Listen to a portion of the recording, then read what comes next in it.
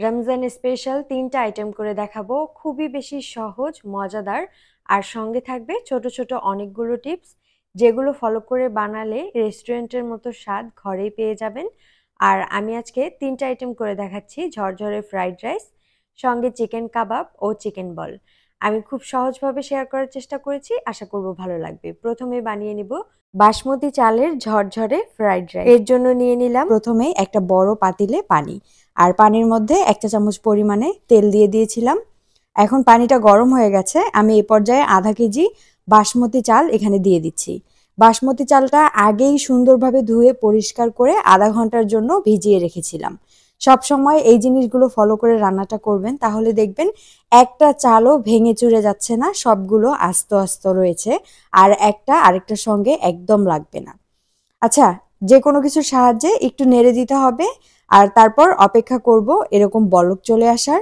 বলক চলে আসার পরে আরেকবার খুব আলতো হাতে নাড়তে হবে।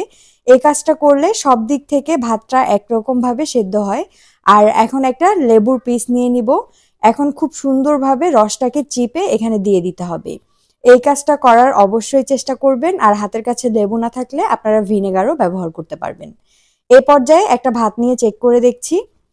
একটা জিনিস মাথায় রাখবেন, 85% যখন রান্নাটা হয়ে যাবে তখন কিন্তু নামিয়ে নিতে হবে, কারণ এরপর নামাতে নামাতে আমরা যে ছাঁকনির সাহায্যে ছেঁকে নিব সেখানেও কিছুটা সেদ্ধ হয়ে যায় ভাপে। তাই যত দ্রুত সম্ভব এই কাজগুলো করে নিতে হবে। এই পর্যায়ে হয়ে গেছে, আমি একটা ছাঁকনির সাহায্যে সমস্ত পানি ছেঁকে ভাতগুলোকে আলাদা করে নিচ্ছি। আর দ্রুত কোনো ছড়ানো পাত্রে দিয়ে এরকম ছড়িয়ে দিতে হবে। এরপর ফ্যানের নিচে রেখে ঠান্ডা করে ১ ঘন্টার জন্য ডিপ ফ্রিজে রাখতে হবে। বাসমতি চালের ফ্রাইড রাইস রান্না করলে অবশ্যই এই জিনিসটা ফলো করবেন, ১ ঘন্টার জন্য ডিপ ফ্রিজে রাখতে হবে। এখন আমি চলে আসলাম রান্না করতে। আমি এখানে ৩ চা চামচ পরিমাণে বাটার নিয়ে নিয়েছি। আপনারা চাইলে তেল দিয়েও রান্নাটা করতে পারবেন, তবে চেষ্টা করবেন বাটারটা নেওয়ার। এই পর্যায়ে ১ চা চামচ পরিমাণে দিয়ে দিলাম রসুন কুচি। এখন রসুন কুচিটাকে একটু সটে করে নিতে হবে। আর তারপরে দিয়ে দিব পেঁয়াজের পাপড়ি। আপনারা চাইলে পেঁয়াজ কুচিও ব্যবহার করতে পারেন, তবে আমার কাছে পেঁয়াজের পাপড়িটা দিলেই সবচেয়ে বেশি ভালো লাগে। এরপরে দিয়ে দিলাম কাঁচামরিচ কুচি। অবশ্যই নিজেদের টেস্ট অনুযায়ী মরিচটা ব্যবহার করবেন। আর এ পর্যায়ে দিয়ে দিচ্ছি কুচি করে কেটে রাখা গাজর। গাজরটাকে একটু কুচি করে কাটার চেষ্টা করবেন, না হলে কিন্তু অতটা ভালো লাগে না। গাজর দেওয়ার পর সবকিছু ২ মিনিটের মতো একটু ভাজা ভাজা করে নিতে হবে, কারণ গাজরটা হালকা যেন সেদ্ধ হয়ে যায় সেদিকে খেয়াল রাখতে হবে। আর ২ মিনিট পর সবকিছু একটা সাইডে এভাবে সাইড করে ১ চা চামচ পরিমাণে দিয়ে দিলাম আবারও বাটার। আর বাটারটা একটু গলে গেলে এখানে আমি ২টা ডিম দিয়ে দিয়েছি, সামান্য একটু লবণও দিয়ে দিয়েছি, সঙ্গে সাদা গোলমরিচের গুঁড়া সামান্য একটু দিলাম। এখন ডিমটাকেও একটু সটে করে নিব। আমি এখানে হাঁসের ডিম ব্যবহার করেছি, দেখতেই পাচ্ছেন ডিমগুলো অনেক বড় বড়। তবে আপনারা চাইলে মুরগির ডিম দিয়েও কাজটা করতে পারবেন, কোনো সমস্যা হবে না। ডিমটা একটু সটে করা হয়ে গেলে সবকিছুর সঙ্গে খুব ভালো মতো মিশিয়ে নিব। আর তারপরে এখানে ব্যবহার করছি ক্যাপসিকাম। আমি ১ রকমের ক্যাপসিকাম ব্যবহার করেছি, সঙ্গে দিয়ে দিলাম ১.৫ চা চামচ পরিমাণে সয়া সস, ২ চা চামচ পরিমাণে রেড চিলি সস, ১ চা চামচ পরিমাণে সাদা গোলমরিচের গুঁড়া, হাফ চা চামচ পরিমাণে দিয়ে দিয়েছি টেস্টিং সল্ট, আর ১ চা চামচ পরিমাণে দিয়েছি চিনি। এখন সবকিছুকে আবারও খুব ভালো মতো মিশিয়ে নিব এখানে। আর আপনারা এখানে চাইলে গ্রিন চিলি সসটাও ব্যবহার করতে পারবেন। আর এখানে টমেটো সসটা একদম সবার শেষে ব্যবহার করব, কারণ টমেটো সস ব্যবহার করার পরে আমার কাছে মনে হয় অনেকটা কড়াইয়ের সঙ্গে লেগে যায়, তাই এটা আমি সবার শেষে ব্যবহার করি। আমি এখানে প্রায় ৩ চা চামচের মতো টমেটো সস ব্যবহার করেছি। এখন সবকিছুকে কয়েক সেকেন্ডের মতো আবারও ভেজে নিলাম।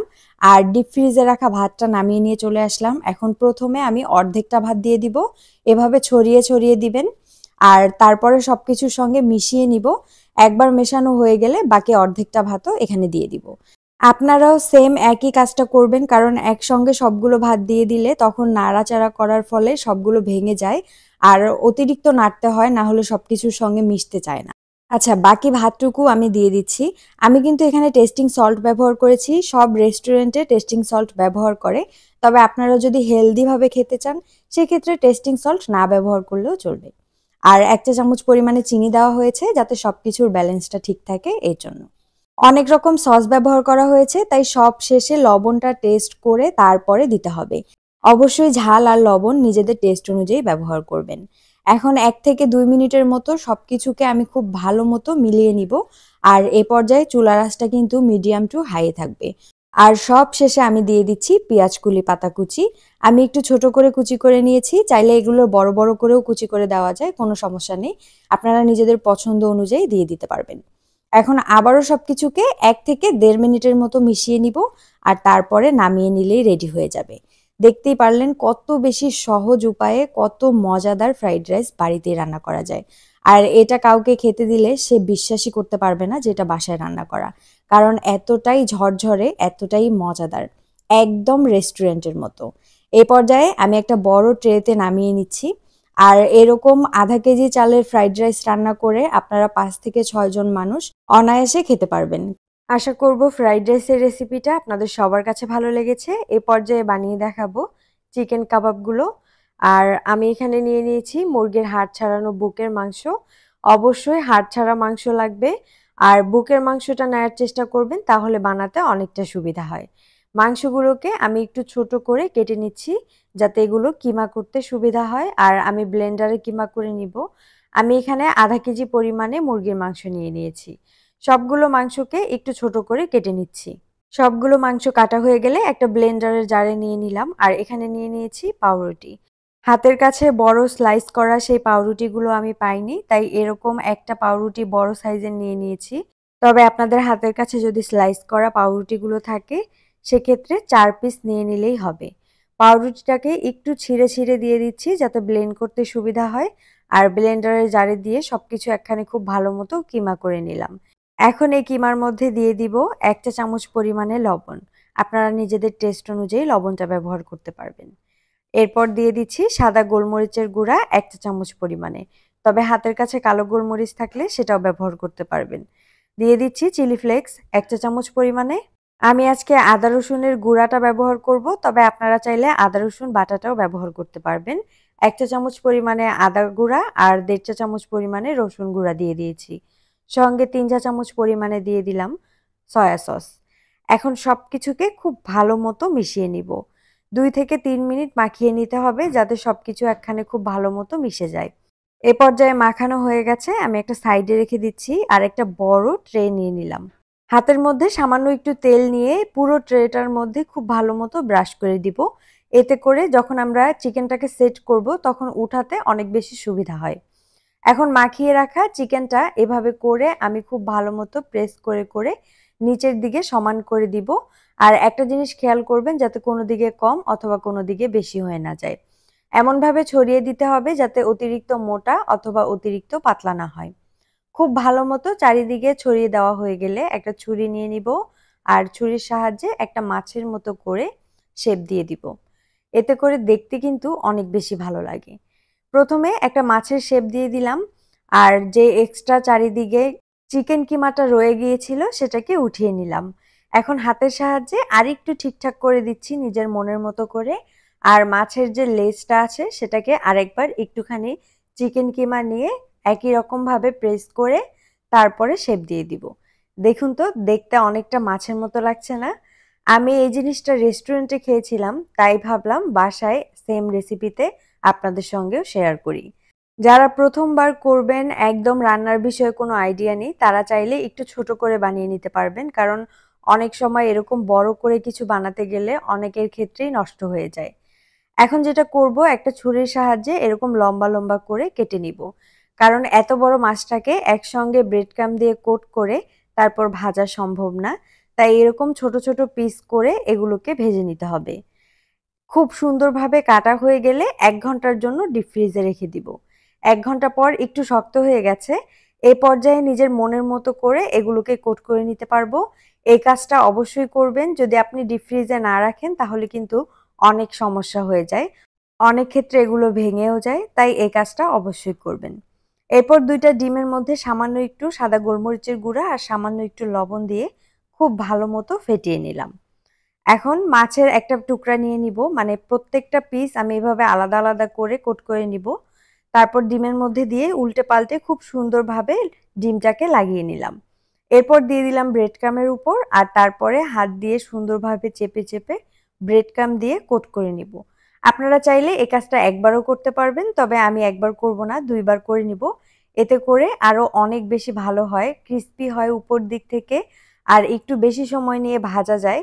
ভিতরের মাংসটা যেহেতু কাঁচা রয়ে গেছে তাই একটু বেশি সময় নিয়ে ভাজতে হবে, যাতে ভিতর দিক থেকেও সুন্দরভাবে হয়ে যায়। আবারও একই রকমভাবে একটা চামচের সাহায্যে খুব ভালো মতো উল্টে পাল্টে ডিমটা লাগিয়ে নিলাম। এখন ডিম থেকে উঠিয়ে নিব আর ব্রেড ক্রামের মধ্যে কোট করে নিব। একটা জিনিস খেয়াল করবেন, ডিমের মধ্যে কখনোই হাত চুবাতে যাবেন না।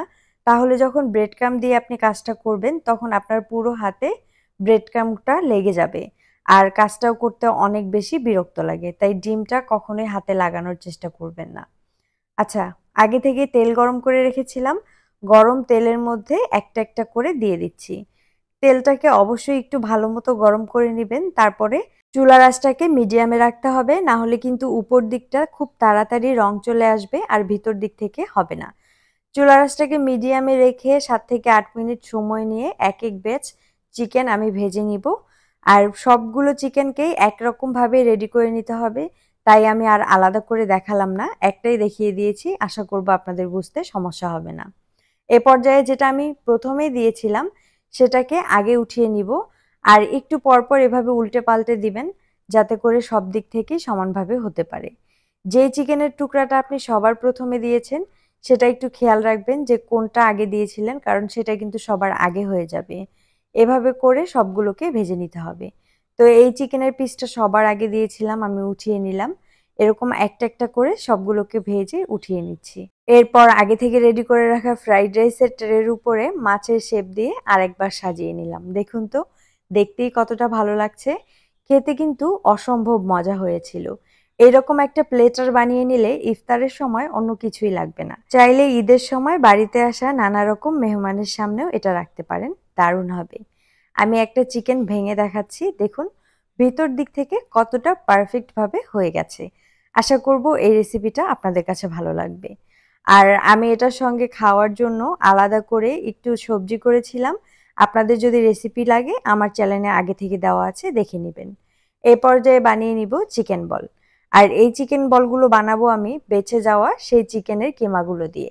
1 কাপ পরিমাণে চিকেন কিমা থেকে গিয়েছিল, তাই আমি এগুলোকে দিয়ে চিকেন বল বানিয়ে নিয়েছি। চিকেন বল বানানোর জন্য আমি একটা পাত্রে নিয়ে নিলাম 1/3 কাপ পরিমাণে পানি আর 1/3 কাপ পরিমাণে কর্নফ্লাওয়ার। সাথে দিয়ে দিব 1 চা চামচ পরিমাণে গুঁড়া দুধ। গুঁড়া দুধটা দেওয়ার চেষ্টা করবেন, এতে করে টেস্টটা অনেকটা ভালো আসে। এখন খুব ভালো মতো পানির সঙ্গে গুঁড়া দুধ আর কর্নফ্লাওয়ারটা মিশিয়ে নিয়েছি। এরপরে 1 চা চামচ পরিমাণে তেল দিয়ে দিলাম আর সাথে দিয়ে দিচ্ছি 1 চা চামচ পরিমাণে লেবুর রস। এখন আবারও সবকিছুকে খুব ভালো মতো একখানে মিক্স করে নিব। আর তারপরে যেই চিকেন কিমাটা বেঁচে গিয়েছিল সেই চিকেন কিমাটা এখানে দিয়ে দিচ্ছি। দেখুন এখানে কিন্তু 1 কাপের সামান্য একটু বেশি আছে। হাত দিয়ে খুব ভালো মতো সবকিছুকে একখানে মাখিয়ে নিব আর তারপরে 10 মিনিটের জন্য রেস্টে রেখে দিব। 10 মিনিটের মধ্যে খুব সুন্দরভাবে সবকিছু সেট হয়ে যাবে। কোনো রকম নরম ভাব থাকবে না। দেখুন 10 মিনিট পর চলে আসলাম। এ পর্যায়ে একটা পিস নিয়ে নিলাম আর তার মধ্যে অল্প করে তেল ব্রাশ করে দিয়েছি। এভাবে করে চিকেন বল বানালে একসঙ্গে অনেকগুলো বানানো যায় আর খুব তাড়াতাড়ি হয়ে যায় কাজটা। আশা করব আপনাদের কাছে এই টেকনিকটা ভালো লাগবে। চিকেন কিমাটা হাতে নিব আর এভাবে করে গোল গোল শেপ দিয়ে এই পিসটার উপরে রাখবো। এভাবে করে খুব তাড়াতাড়ি শেপগুলো দেওয়া যায় আর দেখতেও অনেকটা সুন্দর লাগে, একদম সবগুলো গোল গোল হয়ে যায়। যেটা একটু গোল হবে না সেটাকে চাইলে হাত দিয়ে ঠিকঠাক করে নিতে পারবেন। আর আমি এভাবে করেই সবসময় বানিয়ে নিই। আপনারা চাইলে সরাসরিও গোল করে দিতে পারবেন, সেক্ষেত্রে অনেক সময় গোল হয় না। আর এভাবে করে বানালে সবগুলোই গোল হয়। দেখুন আমি এভাবেও একটু দেখিয়ে দিচ্ছি, সরাসরি এভাবে গরম পানিতে ছাড়লেই হয়ে যাবে। আগে থেকেই আমি একটা পাতিলে গরম পানি বসিয়ে রেখেছিলাম। পানিটা বলক চলে এসেছে আর এ পর্যায়ে দিয়ে দিচ্ছি রেডি করে রাখা চিকেন বলগুলোকে। আস্তে আস্তে একটা সাইড থেকে এভাবে ছাড়লেই পড়ে যাবে। আর এভাবে করে সবগুলো বানিয়ে দিয়ে দিব। 15 থেকে 16 মিনিটের মতো সময় লাগবে এই চিকেন বলগুলো হতে।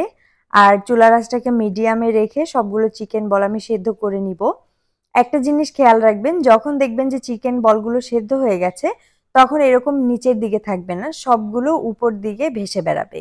যে কোনো কিছুর সাহায্যে একটু পরপর একটু নেড়ে দিতে হবে যাতে সব দিক থেকে সমানভাবে হতে পারে। আর চলে আসবো একদম 15 থেকে 16 মিনিট পর। এ পর্যায়ে দেখুন সবগুলো কিন্তু উপর দিকে ভেসে উঠেছে আর পানিটাও অনেকটা কমে গেছে। এ পর্যায়ে একদম পারফেক্ট ভাবে হয়ে গেছে। আমি একটা ছাঁকনির সাহায্যে উঠিয়ে নিব।